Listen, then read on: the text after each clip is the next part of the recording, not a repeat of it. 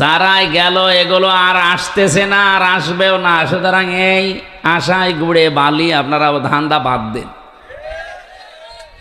বেশি ঝামেলা করবেন যতটুকু আছেন, এর উপরে আবার এই লতিফ সিদ্দিকের মতো আবার গলায় ফাঁস পড়বে।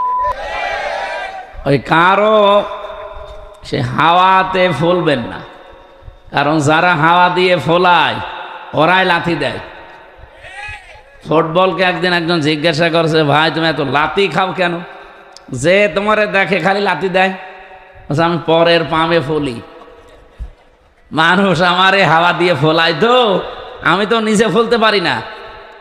সুতরাং মানুষ যখন ফোলায় ওই সে আমারে লাথি দেয়।